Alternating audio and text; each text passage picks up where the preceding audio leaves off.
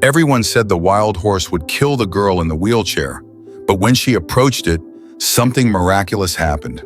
17-year-old Sophie Wheeler showed that sometimes love and determination can break down all fears and boundaries. Before continuing the story, tell me which city you're watching from. I want to know how far this video has come. Don't forget to like and subscribe to the channel so I can send you exciting stories like this every day. The late afternoon sun cast long shadows across Miller's Equestrian Center as 17-year-old Sophie Wheeler pushed her wheelchair toward the fence line. The smell of hay and leather filled the air, mingling with a distinct aroma that only horse stables could produce. Her arms, strong from years of self-propulsion, moved her wheels with practiced ease over the packed dirt path. "Sophie, honey, you shouldn't be out here alone." Fiona, one of the stable hands, called out from the feed room. "Vortex has been particularly aggressive today." Sophie smiled but didn't turn away from the paddock where the magnificent black stallion paced. Vortex, as they'd named him, had arrived 3 weeks ago after being found wild in the mountains, standing at 17 hands high with muscles rippling beneath his ebony coat. He was the most beautiful horse Sophie had ever seen, and the most dangerous. "I'm fine, Fiona," Sophie called back, her voice carrying the quiet confidence that had become her trademark since the accident 10 years ago. "He's just misunderstood." Vortex's story had spread quickly through their small town of Pine Valley. 3 attempted trainers had already given up, one with a broken arm and another with a concussion. The town council was considering having him put down, declaring him too dangerous for rehabilitation. But Sophie saw something different when she looked at those wild eyes. She recognized the fear masked as aggression, the pain disguised as fury. After all, she'd worn that same look in the months following the car crash that took her parents and her ability to walk. As she watched, Vortex suddenly stopped his pacing and turned toward her. Their eyes met across the distance, and for a moment everything else seemed to fade away. The stallion's ears, usually pinned back in anger, twitched forward with curiosity. "That's right," Sophie whispered, though she knew he couldn't hear her. "I see you, Sophie Marie Wheeler." The sharp voice of Graham Davidson, the center's owner, cut through the moment. "Get away from that fence right now." Graham, a man in his 60s with steel gray hair and worry lines etched deeply around his eyes, hurried toward her. He'd been her guardian since the accident, taking her in when no other relatives could be found. His love for horses had become her salvation during those dark early days. "Uncle Graham," she said, using the familiar term, though they weren't related by blood. "I've been watching him. He's different from what everyone thinks." Graham's face softened as he reached her side. "Honey, I know you see the best in everything but Vortex. He's not like other horses. He's wild, dangerous. The council's probably right about having him put down." Sophie felt her heart clench. No, the force of her own voice surprised her. "Give me a chance with him." "Please, absolutely not." Graham's tone left no room for argument. "I promised your parents I'd keep you safe, and you have." Sophie reached for his hand, but being safe doesn't mean never taking chances. "You taught me that. Remember when you first let me back on a horse after the accident?" Graham's expression wavered. He looked from Sophie to Vortex, who had resumed his pacing but kept casting glances in their direction. "The showcase is in 2 weeks." Sophie pressed her advantage. "Let me work with him until then. If I cannot make progress, I'll never ask again." 2 weeks isn't nearly enough time, Dash. "For traditional training, no," Sophie interrupted. "But I'm not going to train him. I'm going to befriend him." Graham ran a hand through his hair, a gesture Sophie recognized from countless negotiations over the years. "You really think you can reach him?" Sophie looked back at Vortex, who had stopped again to watch them. "I know I can, because someone once reached me when I thought I was unreachable too." The old man's eyes misted over at the reference to those early days when he'd helped pull her back from the brink of despair. After a long moment, he sighed heavily. 2 weeks, he said firmly. "But you don't go near that paddock without me or Caleb present, and at the first sign of real danger, we're done. Deal?" Sophie's face broke into a radiant smile. "Deal?" As they headed back toward the main stable, Sophie could feel Vortex's gaze following them. Lucas Sara would begin something extraordinary. She could feel it in her bones. What she didn't know was that her journey with Vortex would not only change their lives, but would touch the hearts of everyone in Pine Valley and beyond. Dawn broke over Pine Valley the next morning, painting the sky in shades of pink and gold. Sophie was already at the center, having convinced Graham to bring her before sunrise. She sat in her wheelchair just outside Vortex's paddock, doing something that made most of the stable hands shake their heads. She was reading aloud from Black Beauty. "That's your grand plan?" Caleb, the head trainer, asked skeptically, reading to him. Sophie marked her page before looking up. "Voice and presence, Caleb. Let him get used to me being here, to the sound of my voice. No pressure, no demands." Caleb scratched his beard, unconvinced. "Horse ain't gonna understand the story, girl." "Maybe not," Sophie smiled, "but he'll understand the intention behind it." For 3 days, Sophie followed the same routine. She arrived at dawn, positioned herself a safe distance from the fence, and read for hours. Vortex's behavior began to change subtly. Instead of his constant, agitated pacing, he would sometimes stand still, ears twitching toward her voice. On the 4th day, something remarkable happened. Sophie was reading a particularly moving passage when she heard the soft thud of hooves approaching. Looking up slowly, she found Vortex standing at the fence, closer than he'd ever been. His nostrils flared as he scented the air, trying to make sense of her. "Hello, beautiful," she said softly, keeping her voice steady despite her racing heart. Vortex's ears swiveled forward, then back, then forward again. He took another step closer. "Sophie," Graham warned from where he stood nearby. "Don't move." "I won't," she assured him, though she longed to reach out toward the magnificent creature before her. Instead, she simply continued reading, pretending not to notice when Vortex lowered his head to better hear her words.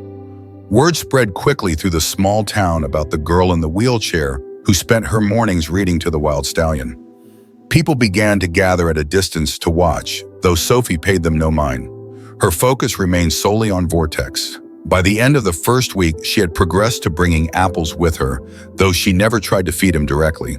Instead, she would place one on the fence post and wheel herself back, continuing her reading while Vortex debated whether to approach the offering. It was during one of these sessions that Tessa Mills, a local reporter, approached Graham. "Mr. Davidson," she said, notebook in hand, "would you mind commenting on what exactly Miss Wheeler is trying to accomplish here?" Graham watched as Vortex finally stepped forward to take the apple, his movements careful and deliberate. "She's teaching him trust," he replied simply. "But surely there are more conventional methods, Dash." "Conventional methods failed," Graham interrupted. 3 experienced trainers couldn't get near him. But look, as they watched, Vortex finished his apple, and instead of retreating as he usually did, remained by the fence. Sophie had stopped reading and was simply sitting quietly, her blue eyes meeting Vortex's brown ones in a silent exchange. "She sees him," Graham continued softly, "not as a wild thing to be broken, but as a soul that needs understanding. That's something you can't teach," the reporter scribbled furiously in her notebook. "And what about the showcase?" "It's barely a week away now," Graham's face tightened with concern. "One step at a time. Right now, we're just grateful he's not trying to kick down the fence anymore." But Sophie had greater plans than anyone suspected. That evening, as Graham drove her home, she finally shared her full vision. "I want to ride him at the showcase," she announced. Graham nearly drove off the road. "You what?" "Not traditionally," she quickly added. "I've been designing a special saddle. Saddle, one that would work with my wheelchair harness. I've already talked to Dr. Evelyn about it." "Sophie," Graham's voice was strained. "He hasn't even let anyone touch him yet." "He will," she said with quiet certainty. "He just needs to know he has a choice." As they pulled into their driveway, Graham turned to really look at his ward. The determination in her eyes reminded him so much of her father that it made his chest ache. "Why is this so important to you?" he asked gently. Sophie was quiet for a moment, watching the last rays of sunlight disappear behind the mountains. "Because everyone deserves a chance to prove them wrong," she finally said. "Vortex, me, everyone who's ever been told they can't do something." Graham felt tears prick at his eyes. "Your parents would be so proud of you, you know that." Sophie smiled, though her own eyes were wet. "I know. That's why I have to try." The next morning brought unexpected challenges. Vortex was agitated, pacing the fence line and snorting at anything that moved. Dark clouds gathered overhead, promising a storm-fitting weather for the stallion's mood. "Maybe we should skip today," Graham suggested, eyeing the horse's aggressive behavior. But Sophie shook her head, already positioning her wheelchair in her usual spot. "No, this is important. He needs to know I'll be here no matter what." The first raindrops began to fall as Sophie opened her book. Vortex's pacing became more frantic, his hooves throwing up clouds of mud. Then came the thunder, real thunder, and the stallion reared, letting out a terrified whinny that made everyone jump. "That's it," Caleb stepped forward. "We're getting you out of here." "Wait!" Sophie's voice cut through the storm. She closed her book and was watching Vortex intently. "Look at him. He's not angry. He's scared." Indeed, the mighty stallion was trembling, his eyes rolling white with fear. Each crack of thunder made him flinch, and he kept looking towards Sophie's position as if seeking reassurance. Without warning, Sophie began to sing. Her clear voice carried across the paddock, singing an old lullaby her mother used to comfort her during storms. Vortex's ears swiveled toward her, his pacing slowing. "Amazing," Fiona whispered from beneath the stable overhang. "Look at that." As the storm intensified, Sophie continued singing, her voice steady despite the rain soaking through her clothes. Vortex moved closer to the fence, drawn to the one calm presence in his world of chaos. Then it happened. Vortex stretched his neck over the fence and for the first time voluntarily touched his muzzle to Sophie's outstretched hand. "Nobody move," Graham breathed, though the warning was unnecessary. Everyone present knew they were witnessing something extraordinary. Sophie kept singing softly, her hand remaining still as Vortex explored it with his lips. His breathing synced with hers, their connection palpable even through the falling rain. The moment was captured by Tessa Mills, who had been sheltering nearby with her camera. The photograph would later become famous. A soaking wet girl in a wheelchair, face tilted up toward a massive black stallion, both seemingly oblivious to the storm raging around them. When the rain finally stopped, Vortex didn't retreat. He stayed by the fence, allowing Sophie to stroke his nose while Graham and Caleb watched in amazement. "I think," Sophie said softly, "it's time to try the gate." Graham started to protest, but the look in her eyes stopped him. He recognized the moment for what it was, a breakthrough that might never come again. With painstaking slowness, Caleb opened the paddock gate. Sophie wheeled herself inside, her movements deliberate and calm. Vortex watched her approach, his ears forward with interest rather than pinned back in fear. "Hi, handsome," she murmured, stopping a few feet away. "Thank you for trusting me." What happened next would be talked about in Pine Valley for years to come. Vortex walked to Sophie and lowered his head, placing it gently in her lap like a dog seeking comfort. She stroked his forelock, tears mixing with the raindrops on her face. "Good boy," she whispered. "We're going to be amazing together." The news spread through town like wildfire. The wild stallion that had injured 3 trainers had been gentled by a girl in a wheelchair. But Sophie knew they were only beginning. That evening, she showed Graham her detailed plans for the showcase. The specially designed saddle had arrived, along with a harness system that would secure her safely while allowing Vortex freedom of movement. "You've really thought this through," Graham said, studying the diagrams. "I have," Sophie confirmed, "but I'll need your help. We have 5 days to get him used to the equipment and teach him to respond to my signals." Graham looked at his ward, seeing not the broken child he'd taken in years ago, but a strong young woman with a vision. "What do you need me to do?" Sophie's smile lit up the room. "First, we need to modify the mounting ramp." The next 5 days passed in a blur of activity. Word had spread beyond Pine Valley, and reporters began showing up at the hoping to catch a glimpse of the girl who had tamed the wild stallion. Graham kept them at bay, knowing that Vortex needed calm and consistency. Sophie spent every possible moment with Vortex, gradually introducing him to the equipment. The special saddle, designed with extra stability features and quick-release mechanisms, was first presented as something for him to investigate. Vortex sniffed it cautiously, then looked to Sophie for reassurance. "See, nothing scary," she said softly, letting him watch as she ran her hands over the leather. "This is how we're going to fly together." The most challenging part was teaching Vortex to stand beside the modified mounting ramp.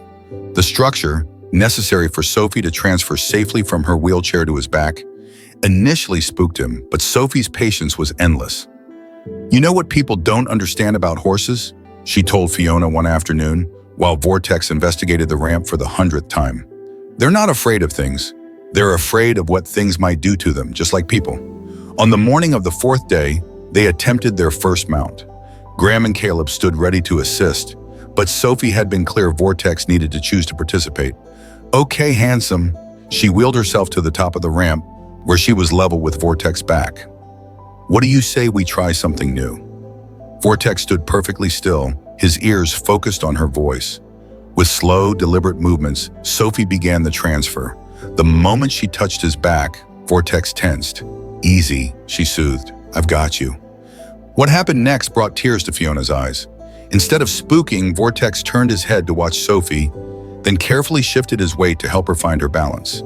It was as if he understood her vulnerability and had decided to protect rather than fear it. Would you look at that? Caleb whispered. It's like they were made for each other. The next challenge was teaching Vortex to respond to Sophie's unique way of communicating commands. Unable to use her legs for traditional riding signals, she had developed a system using voice commands and light rein contact. Vortex proved to be an apt student, seeming to sense her intentions almost before she expressed them. By the evening before the showcase, they had progressed to walking and even trotting around the arena. The sight of Sophie sitting tall and confident on Vortex's back, her wheelchair forgotten by the ramp, brought spectators to tears. Tessa Mills, who had been granted exclusive access to document their journey, captured a quiet moment between them. Sophie was leaning forward, her arms wrapped around Vortex's neck. While he stood motionless, one ear turned back to listen to her whispered words. What are you telling him? Tessa asked. Sophie sat up, her eyes shining. I'm telling him about tomorrow, about how we're going to show everyone that being different doesn't mean being less. That night, as Graham drove them home, he finally asked the question that had been bothering him. Sophie, what if something goes wrong tomorrow? There will be crowds, noise. Vortex has come so far, but he's still unpredictable. Sophie was quiet for a moment, watching the stars emerge in the darkening sky. Do you remember what you told me after my first riding lesson after the accident, when I was terrified of falling? Graham smiled at the memory. I told you that courage isn't about not being afraid. It's about not letting fear stop you. Exactly. Sophie turned to him. Vortex and I were not afraid of falling anymore. We're ready to fly. As they pulled into the driveway, Graham noticed lights on in their house. Were you expecting visitors? Sophie's face broke into a huge grin. Actually, yes, I have a surprise for you. Opening the front door, they found the house full of people. Dr. Evelyn was there with the final adjustments for Sophie's riding harness. Fiona had brought enough food to feed an army, but most surprisingly, there stood Lucas Wheeler, Sophie's uncle from California, whom she hadn't seen since before the accident. Uncle Lucas? Graham's voice cracked with emotion. Couldn't miss my niece's big day, Lucas said, stepping forward to hug his brother's daughter. When Tessa's article reached California, I knew I had to come. Sophie looked around at the gathered faces, her family, both blood and chosen, and felt her heart swell. Thank you all for believing in us. As the evening wound down, Lucas pulled Graham aside. You've done an amazing job with her, Rich. My brother would be proud. Graham watched Sophie laughing with Fiona, her eyes bright with excitement about tomorrow. She did all the hard work. I just gave her a safe place to heal. Sometimes, Lucas said quietly, that's all anyone needs. The morning of the showcase dawned clear and crisp. By 8 a.m., the Miller's Equestrian Center parking lot was filled with cars, and bleachers around the main arena were packed with spectators. News vans lined the entrance, their satellite dishes reaching toward the sky like metal flowers. Sophie sat in the stable with Vortex, both of them listening to the growing crowd outside.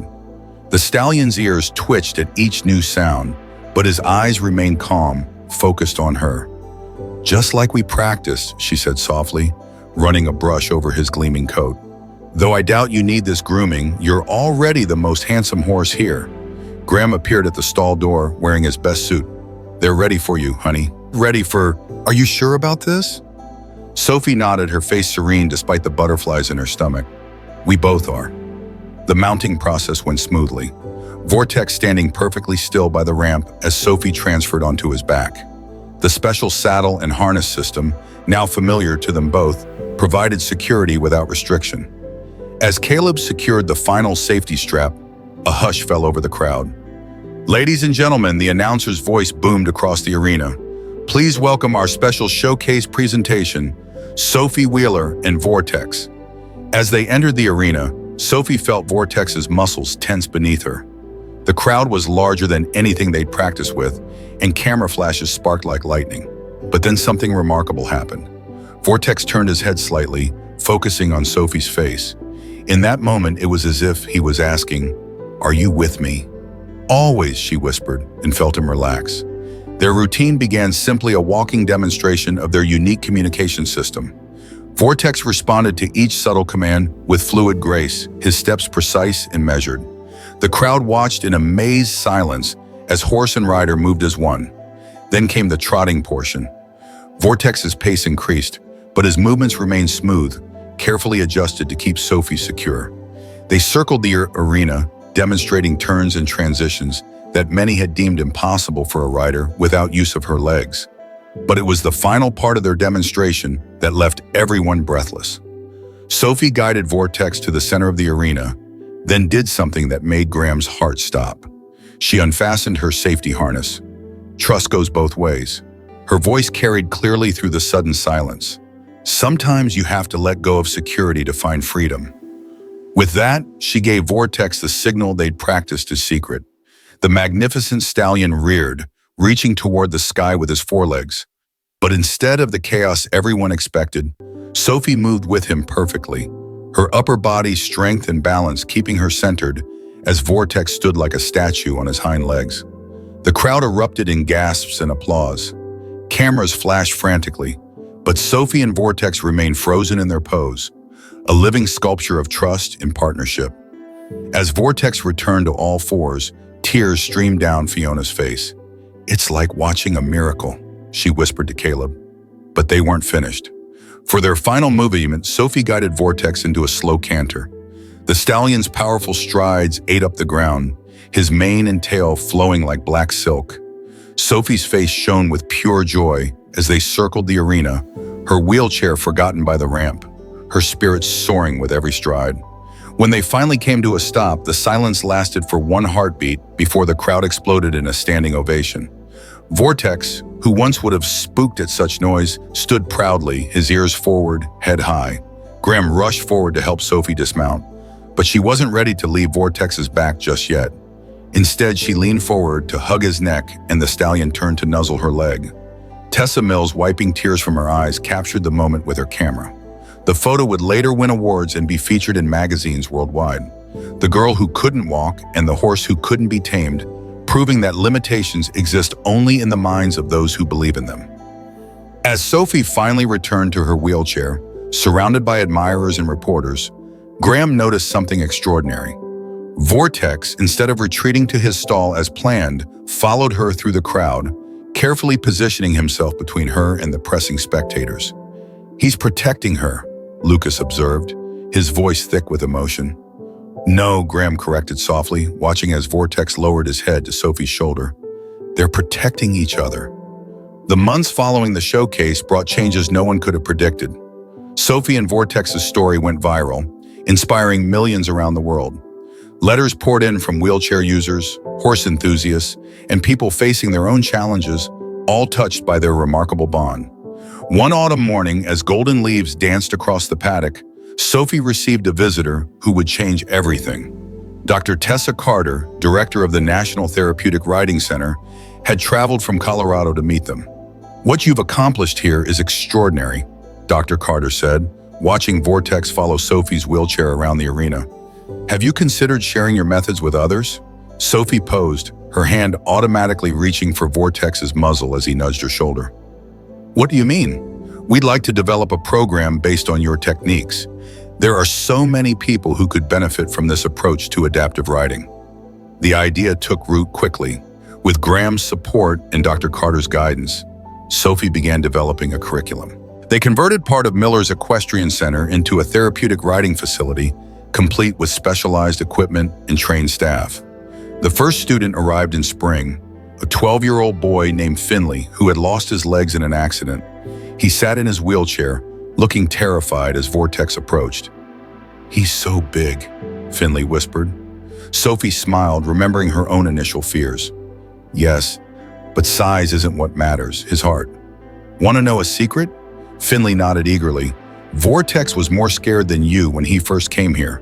Sometimes the biggest, strongest beings are the most afraid. But fear doesn't have to stop us. It can teach us." Over the next hour, Sophie guided Finley through their trust-building process. By the end of the session, the boy was holding out an apple for Vortex, his face glowing with accomplishment. "Mom," he called to his mother, who was watching through tears. "Did you see? He trusts me."